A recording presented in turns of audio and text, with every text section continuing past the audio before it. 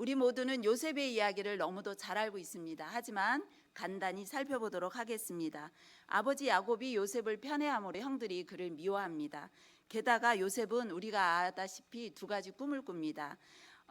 형들의 곡식단이 자기의 곡식단에게 절하는 꿈과 해와 달과 11별이 자기에게 절하는 꿈을 꿉니다. 이 꿈을 그의 형들과 아버지에게 얘기하니까 형들이 더욱 그를 미워하면서 시기를 합니다. 그러던 차에 요셉이 아버지의 심부름으로 그를 미워하는 형들에게로 갑니다. 형들이 양을 치고 있는데 가서 잘 있는지 살펴보라고 하는 아버지의 명을 따라서 갑니다. 그때 형들은 꿈꾸는 자가 오는도다 하면서 그를 없애버릴 절호의 기회를 삼고자 합니다. 하지만 르우벤과 유다의 제안을 따라서 그들은 처음에는 그를 물 없는 구덩이에 가두었다가 지나가는 미디안 상인에게 요셉을 팔아버립니다. 그들은 보이지 않는 하나님의 손길을 전혀 생각하지 못하고 있습니다. 꿈꾸는 자를 없애버리기만 하면 그만이라고 생각했던 것입니다. 그런데 꿈꾸는 자를 없애버리려고 한 그들의 행위는 결국은 그들의 요셉의 꿈을 이루는 수단이 되었는데 그들은 상상조차 못한 일입니다. 이렇듯 하나님은 악인들의 죄악까지도 사용하여서 그 악인들을 구원하시는 은혜의 하나님이십니다. 요셉이 이렇게 노예의 신분으로 애굽으로 들어갑니다. 그래서 바로의 친위대장 보디발이 미디안 상인으로부터 그를 사지요. 창세기 39장 2절에서 보면 성경은 여호와께서 요셉과 함께 하심으로 그가 형통한 자가 되어라고 말합니다. 하나님께서 그에게 범사에 형통하게 하심을 보디발도 보고 그를 신임하여 모든 것을 맡깁니다. 하지만 아다시피 그의 아내 아기로 인해 가지고 무고하게 요셉은 감옥에 갇힙니다. 요셉은 하나님께서 하시는 일을 깨닫지 못한 채 그저 감옥에 갇히고 거기서도 형통한 자가 되어 간수장의 신임을 얻습니다. 거기서 그는 바로의 두 관원, 술 맡은 관원장과 떡 맡은 관원장의 꿈을 해몽해 주는데 그게 계기가 되어서 그는 바로의 꿈을 해몽하게 이르고 결국은 그로 인해서 애굽의 총리까지 오르게 됩니다. 그가 바로의 꿈을 해몽한 대로 7년간의 풍년 후에 7년간의 대기근이 그 땅을 강타합니다. 요셉은 7년의 풍년 때 많은 곡식을 비축하여 애굽 땅을 굶주림에서 구해냅니다. 마침 주변 땅에도 모두 기근이 들었는데 야곱의 아들들 요셉의 형들이 곡식이 있다는 소식을 듣고 그 곡식을 얻기 위해서 애굽 땅으로 들어옵니다. 요셉의 형제들은 요셉을 알아보지 못했지만 요셉은 그의 형제들에게 어느 순간에 자신을 밝힙니다. 17세에 노예로 팔려간 요셉은 어느새 39살이 되었고 애굽의 총리가 되어 있습니다. 22년 만에 요셉을 상봉한 그의 형제들은 놀라서 입을 다물지 못합니다. 그들은 꿈꾸는 자를 없애버리려 했으나 결과적으로는 그의 꿈을 이루어주고 만 것이 되었습니다. 그 형제들은 요셉의 꿈대로 요셉에게 몸을 굽혀 절을 합니다.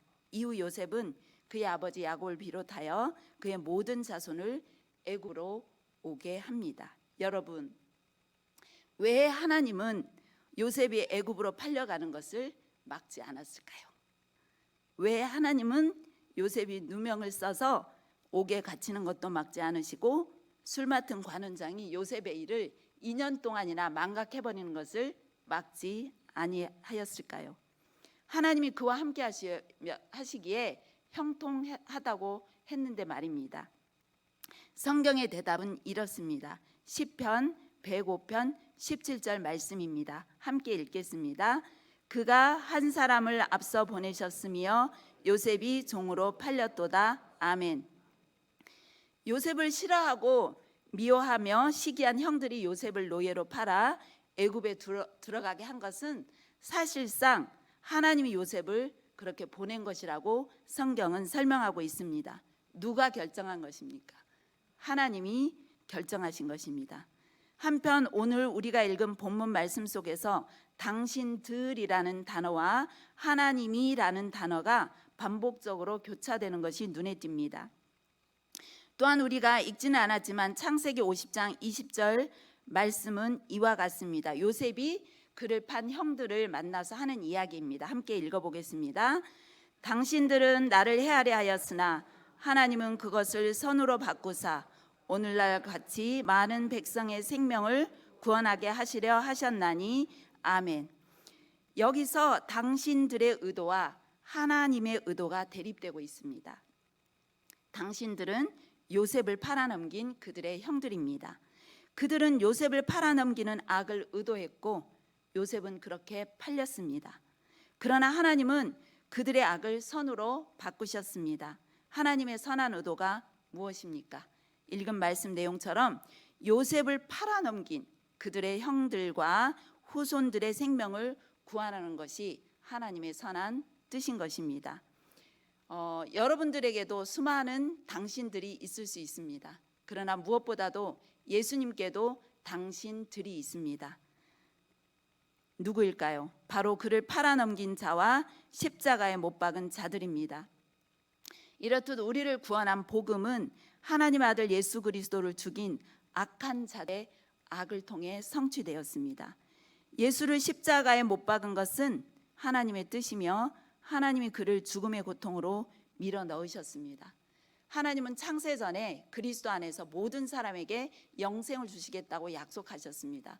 그리고 구약의 모든 선지자들은 하나님이 약속하신 그 오실 그리스도를 전파하였습니다. 그리고 하나님은 하나님의 때에 말씀하신 대로 선지자들의 입술을 통해 선포하신 대로 독생자 예수 그리스도를 이 땅에 보내셨습니다. 그런데 여러분, 요셉을 판 자가 과연 누구며 예수를 십자가에 못 박은 자가 과연 누구입니까? 그것은 바로 우리입니다. 우리가 바로 예수님께는 당신들인 것입니다. 사도행전 2장 36절 말씀을 함께 읽겠습니다.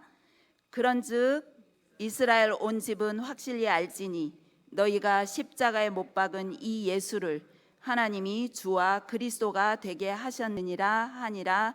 아멘. 예수님은 우리의 죄악으로 말미암아 그 누구와도 비교할 수 없는 끔찍하고 처참한 해를 당하셨습니다. 그러나 하나님은 그것을 무한한 선으로 바꾸셔서 우리에게 생명을 주셨습니다. 형들에 의해 팔려간 요셉의 이야기를 통해 우리는 우리 인생 가운데 역사하시는 하나님의 주권적 손길을 느낄 수 있습니다. 그리고 요셉의 그 수많은 비극적 사건들이 실패이거나 수치로 결론되는 것이 아닌 것을 보면서 우리는 위안을 얻습니다. 이 시간 당신들은 그러나 하나님은 이라고 요셉이 고백하기까지의 하나님의 은혜를 두 가지로 살펴보겠습니다. 첫째, 그의 뜻이 이루어지기까지 감춰진 하나님의 은혜에 대해 살펴보겠습니다. 형들의 죄악으로 인해 고통을 겪은 요셉의 사연 속에는 하나님께서 독생자 예수 그리스도를 통해 만민에게 생명을 주시겠다는 약속이 숨겨져 있습니다. 이것을 염두에 두고 창세기 12장 2절과 3절 말씀을 함께 읽어보겠습니다. 내가 너로 큰 민족을 이루고 내게 복을 주어 내 이름을 창대하게 하리니 너는 복이 될지라. 너를 축복하는 자에게는 내가 복을 내리고 너를 저주하는 자에게는 내가 저주하리니 땅의 모든 족속이 너로 말미암아 복을 얻을 것이라 하신지라. 아멘. 하나님은 아브라함을 통해 이스라엘 개별 민족에게만 복을 주시겠다고 하신 것이 아닙니다. 모든 민족이 그를 통해 복을 받을 것이라고 약속하고 있습니다. 바울은 하나님의 아브라함에게 주신 이 약속을 복음이라고 갈라디아서 3장 8절에서 말하고 있습니다. 함께 읽겠습니다. 또 하나님이 이방을 믿음으로 말미암아 의로 정하실 것을 성경이 미리 알고 먼저 아브라함에게 복음을 전하되 모든 이방인이 너로 말미암아 복을 받으리라 하였느니라. 아멘. 이것이 복음인 이유가 무엇입니까? 아브라함이 하나님의 아브라함에게 약속하신 복의 성취를 위해 그에게 자손을 약속하시고 또한 땅을 약속하십니다. 자손은 역사적으로는 이삭이지만 우리가 갈라디아서 3장 16절에서 바울이 증거하듯이 구속사적으로는 그의 자손으로 오신 예수 그리스도를 말합니다. 하나님은 또한 땅에 대한 약속도 주십니다. 창세기 15장에서 하나님은 땅에 대한 약속으로 아브라함과 횃불 언약을 체결하십니다. 당시의 언약 체결 방식은 짐승을 쪼개가지고 양옆에 버려놓고 언약의 두 당사자가 그 사이를 지나가면서 언약서를 낭독합니다. 이 의미는 만약에 이 언약을 깨뜨린 자는 이 짐승과 같이 죽음으로써 그 대가를 치르게 된다는 그런 의미입니다. 아브라함이 하나님의 명을 따라 쪼갠 짐승을 버려놓았는데 하나님이 그를 깊이 잠들게 합니다. 그리고 말씀하시기를 너의 후손이 400년간 이방 땅에서 종살이를 한 후에 내가 그들을 거기에서 이끌어내어 약속의 땅으로 인도하겠다는 말씀을 하십니다. 그런데 이때 언약을 체결하실 때 그 쪼갠 짐승 사이로 타는 횃불이 휙 지나갑니다. 언약의 한편 당사자인 아브라함은 잠자고 있었죠. 이것은 무엇을 의미합니까? 이 언약은 하나님이 아브라함과 그의 후손의 상태가 어떠하든지 하나님이 상관없이 하나님께서 친히 일방적으로 이루시겠다는 그런 의지인 것입니다. 하나님께서 아브라함에게 전한 이 복음의 성취 과정은 당시 이방 땅인 애굽에 들어가는 입애굽과 그 땅에서 나오는 출애굽으로 이루어집니다. 요셉이 바로 이방 땅인 애굽으로 들어가는 주역으로 쓰임 받습니다. 그런데 그는 어떻게 그 애굽으로 들어가고 있습니까? 하나님의 언약을 담지한 자로서 멋지게 보란듯하게 들어가지 않습니다. 그를 미워하고 시기한 그의 형들에 의해 노예로 팔려 애굽으로 들어갑니다. 그는 서글픔과 억울함과 이해할 수 없음의 그 외로움으로 가득 차 있었습니다.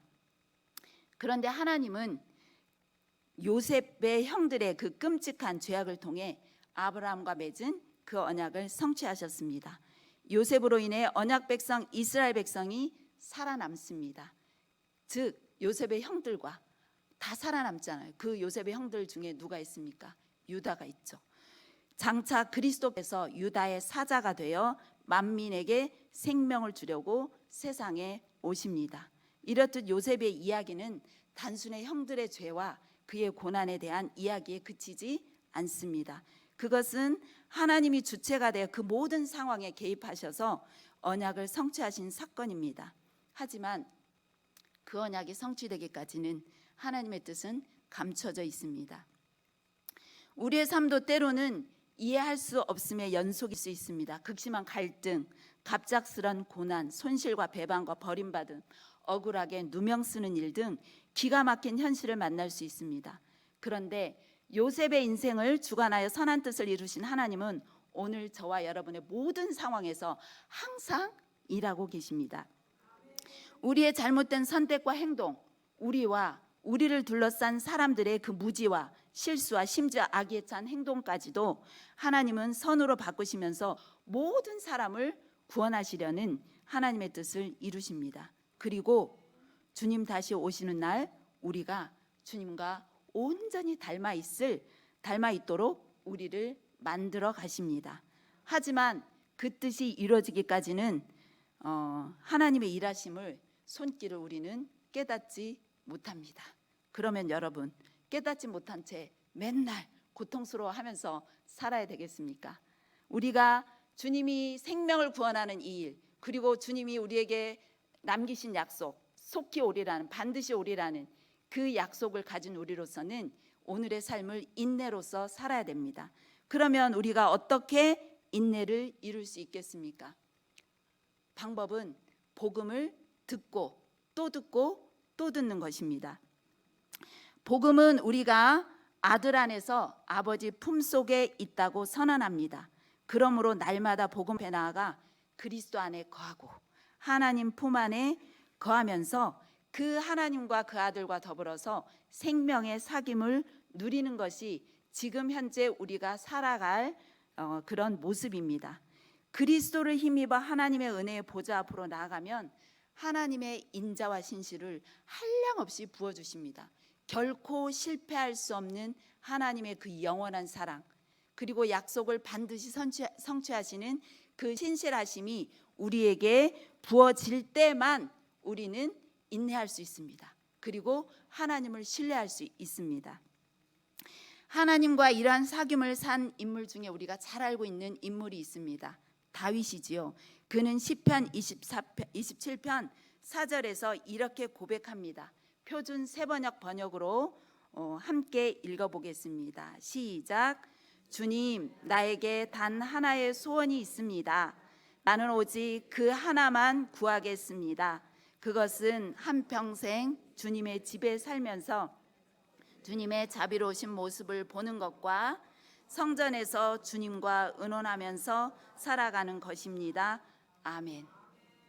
다윗에게 단 한 가지 소원이 있다고 합니다. 그것이 무엇입니까?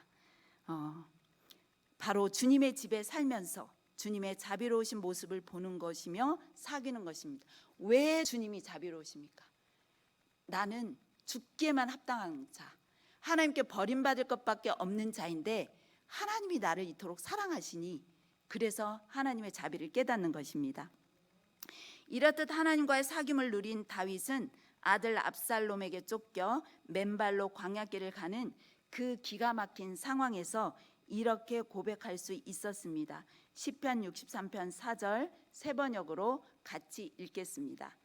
주님의 한결같은 사랑이 생명보다 더 소중하기에 내 입술로 주님께 영광을 돌립니다. 아멘. 그에게 있어서 성소는 그가 있는 곳이 성소입니다. 그가 있는 곳이 하나님이 그와 함께 하시기 때문에 광야든지 궁궐이든지 그곳이 성소입니다. 거기에서 그는 항상 그 하나님과 사귐을 누릴 수 있었습니다. 둘째로 함께 살펴볼 것은 하나님께서 언약 공동체를 회복시키시고 그들을 언약 안으로 이끄시는 그 은혜입니다. 앞서 말씀드린 것처럼 요셉의 인생은 하나님께서 아브라함에게 하신 약속을 성취하는 과정입니다. 하지만 그 뜻이 이루어지기까지 요셉에게나 그의 형제들이나 아버지 야곱에게까지도 그것이 감춰져 있습니다. 이 모든 과정에서 이들의 마음 상태가 어떠했을까요? 먼저 요셉을 살펴보겠습니다. 요셉이 하나님의 뜻을 처음부터 깨달아서 이건 지금 하나님께서 언약을 이루고 계신 거야. 나는 참을 수 있어. 이렇게 하셨을까요? 결코 그렇지 않습니다. 시편 105편 18절 19절 말씀을 함께 읽어보겠습니다. 그의 발은 착고를 차고 그의 몸은 쇠사슬에 매였으니 곧 여호와의 말씀이 응할 때까지라. 그의 말씀이 그를 단련하였도다. 아멘. 그는 육체뿐 아니라 혼까지도 꿰뚫는 그 고통을 겪었습니다. 그는 하나님 앞에서 사는 자였습니다. 하나님 앞에서 바르게 살고자 하던 자였지만은 그에게는 이해할 수 없는 고난이 연속이었습니다. 그 다음으로 그의 형들은 어땠을까요? 그들은 죄책감으로 고통스러워하고 한탄하며 심지어 르우벤은 자기의 뜻과 달리 요셉에게 악을 행한 그 형제들을 탓하기까지 합니다. 42장 21절 말씀을 한번 보겠습니다. 시작.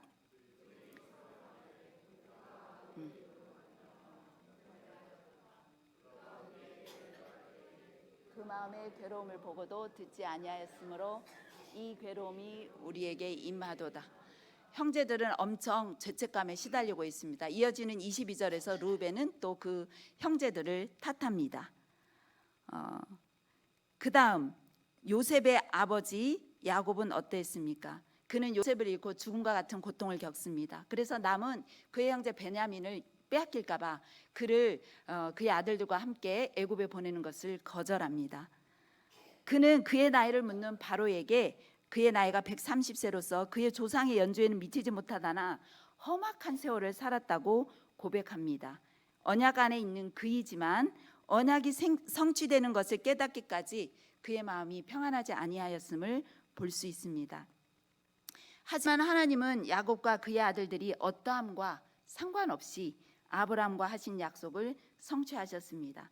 그리고 놀라운 것은 그 과정에서 언약 공동체 각자를 만지시고 그리고 그들을 출애굽 언약에 대한 믿음으로 인도하십니다. 하나님이 요셉의 눈을 밝혀서 그에게 일어난 모든 것이 하나님의 주권으로 된 것임을 고백하게 하십니다. 그리고 하나님은 그의 형들의 악을 선으로 바꾸셔서 그들과 그의 후손의 생명을 보존하신 것이라고 요셉으로 하여금 고백하게 하십니다. 자기 뜻도 아니요 타인의 의지도 아닌 바로 하나님의 뜻대로 된 것임을 인정하는 믿음에 이르기까지 하나님께서 요셉을 단련하며 양육해 오신 것입니다. 요셉은 죄책감으로 괴로워하는 형들에게 자기를 보낸 것은 형들이 아니라 하나님이라고 하면서 근심하지 말라고 합니다.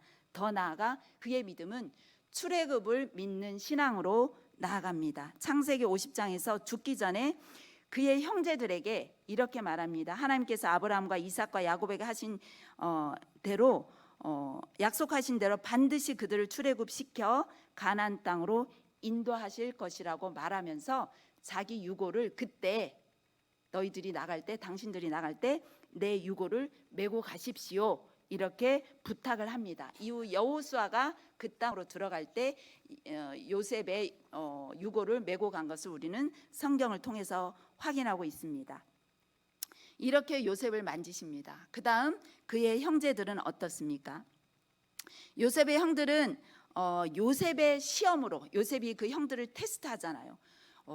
막 이제 돈자루도 넣고 하면서 그렇지만 그 형들이 요셉의 시험으로 변화된 것은 아닙니다. 하나님께서 이미 그들을 만지시고 새롭게 하셨습니다. 대표적으로 유다는 베냐민을 인질로 잡으려는 요셉에게 자기를 희생하더라도 그 베냐민을 보호하고자 호소합니다.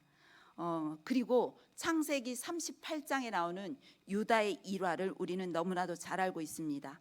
그가 첫째 며느리 다말에게 마땅히 행해야 될 그 사회의 관습대로 행해야 할 의무를 행하지 않음으로써 결국은 그 다말과 동침하는 상황에까지 이르렀던 그 유다를 우리는 읽고 있습니다. 그런데 하나님께서 그 유다를 어떻게 하셨습니까?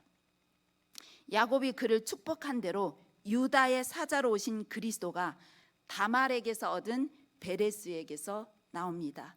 여러분, 하나님의 일하심은 우리가 생각하는 대로의 공식이 아닙니다. 하나님의 그 주권적 역사 앞에서 우리의 옳고 그름을 시시비비하는 것은 아무런 의미가 없고 가치가 없습니다. 이제 야곱은 어떻습니까? 그는 상상도 못할 요셉의 생존 소식을 듣고 애굽으로 내려가고자 떠난 후 브엘세바에서 자기 아버지 이삭의 하나님께 희생 제사를 드립니다. 그때 하나님이 그에게 나타나서 나는 하나님이라 내 아버지의 하나님이라는 말씀과 함께 아브라함과의 언약을 그에게 상기시켜 주십니다. 그리고 그 언약을 이루기까지 애굽에서도 너와 함께 하겠다고 말씀하십니다. 이후 야곱은 출애굽을 믿는 신앙으로 자기를 가나안 땅에 장사하도록 명하여서 그의 아들들을 축복하며 예언합니다.